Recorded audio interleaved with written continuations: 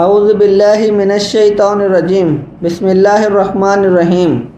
خانہ کعبہ کی تعمیر نو اور حضور صلی اللہ علیہ وسلم کا فیصلہ مبارک۔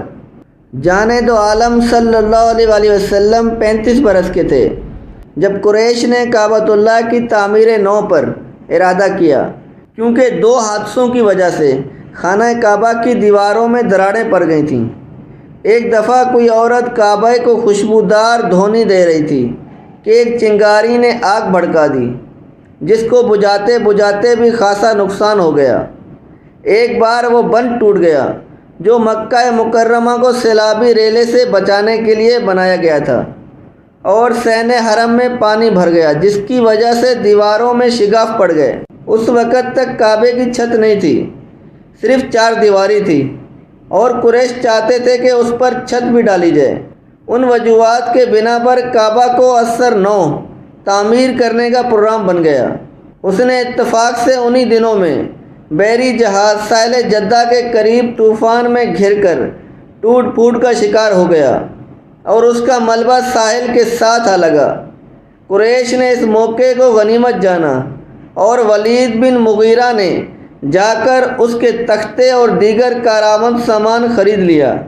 جہاز کے حملے میں باقوم نامی ایک رومی معمار بھی تھا، ولید اس کو بھی تعمیر کعبہ کے لیے ساتھ لے آیا۔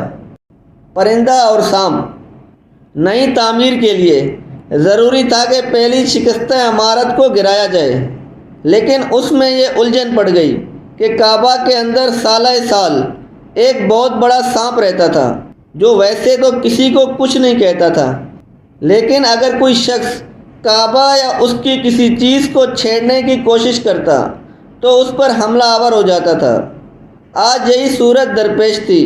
لوگ شکستہ دیواریں گرانے کے لیے جمع تھے، مگر جو بھی اس دیوار سے آگے بڑھتا، سانپ پھکارتا ہوا اس کی طرف لپک پڑتا۔ اہل مکہ اس کو مارنا بھی نہیں چاہتے تھے، کیونکہ وہ کعبے کا محافظ تھا۔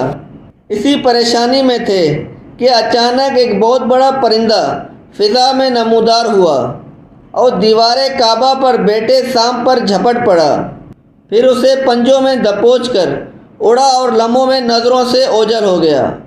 کسی کی ہمت نہیں پڑتی تھی کہ کعبہ کی مقدس دیواروں پر کدال چلائے۔ بالآخر ولید نے ہمت کی، اے اللہ، ہم جو کر رہے ہیں اچھی نیت سے کر رہے ہیں، کہتے ہوئے کدال چلانا شروع کی۔ تھوڑا سا ایسا گرا کر کام روک دیا گیا اور ایک رات انتظار کیا گیا۔ ان کا خیال تھا کہ اگر یہ رات خیریت سے گزر گئی اور کسی کو کچھ نہ ہوا تو اس کا مطلب یہ ہوگا کہ رب کعبہ ہمارے اس کام پر راضی ہے۔ رات بخیریت گزری تو سب نے مل کر پہلی عمارت کو ڈھا دیا اور انہی بنیادوں پر ایک بلند و بالا اور مستحکم عمارت کا آغاز کر دیا۔ دوران تعمیر جب حجر اسود نصب کرنے کا مرحلہ آیا تو قبائل میں اختلافات پڑ گیا، کیونکہ ہر قبیلہ چاہتا تھا کہ حجر اسود نصب کرنے کا اعزاز اسے حاصل ہو۔ یہ جھگڑا 5 دن تک چلتا رہا اور بڑھتا رہا۔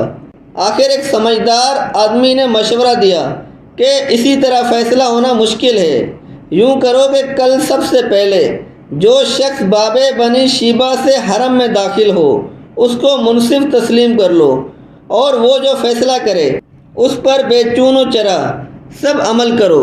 یہ رائے سب کو پسند آئی اور اس پر اتفاق ہو گیا۔ کون آیا؟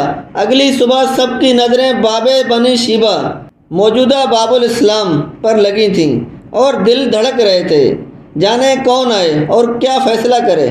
آخر انتظار ختم ہوا اور ایک بہت ہی خوبصورت جوان بنی شیبہ سے داخل ہوا۔ اس پر نگاہ پڑتے ہی سب یک زبان پکار اٹھے، ھذا الامین، ھذا المحمد، یہ امین ہے، ہم اس پر راضی ہیں، یہ محمد صلی اللہ علیہ وسلم۔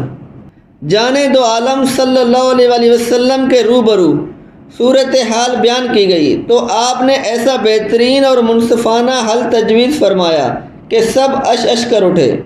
آپ صلی اللہ علیہ وسلم نے فرمایا کہ زمین پر ایک بڑی سی چادر بچھاؤ۔ چادر بچھا دی گئی تو آپ صلی اللہ علیہ وسلم نے حجر اسود کو خود اٹھا کر اس پر رکھ دیا، پھر فرمایا اس چادر کو سب مل کر اٹھا لیں اور کعبے کے قریب لے چلیں۔ سب نے ہاتھ لگائے اور چادر کو اکٹھا کر کے کعبہ کے پاس پہنچا دیا۔ پھر آپ نے حجر اسود کو نفس نفیس اٹھایا اور مقررہ جگہ پر اپنے ہاتھوں سے نصب فرما دیا۔ یوں آپ کی ذکاوت و ذہانت کی بدولت سب کو پتھر اٹھانے کی سعادت حاصل ہو گئی اور جھگڑا نہایت خوش اسلوبی سے نمٹ گیا۔ سبحان اللہ۔